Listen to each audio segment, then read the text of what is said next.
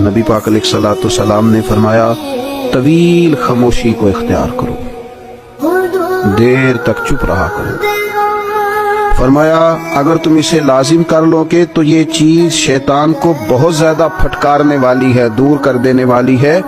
اور تمہارا طویل ٹائم خاموش رہنا، لمبا وقت چپ رہنا تمہارے دینی کاموں میں تمہارا مددگار ہوگا۔ حضرت ابو ذر غفاری رضی اللہ تعالیٰ عنہ نے عرض کی یا رسول اللہ کچھ اور فرمائیے، تو حضور نے فرمایا بہت زیادہ ہنسنے سے بچو، کیونکہ بہت زیادہ ہنسنا دل کو مردہ کر دیتا ہے اور چہرے کے نور کو غارت کر دیتا ہے۔ کہتے ہیں میں نے عرض کی یا رسول اللہ کچھ اور فرمائیے، تو آپ صلی اللہ تعالی علیہ وسلم نے فرمایا تم حق بات بول دیا کرو، اگرچہ کسی کو کڑوی ہی لگے۔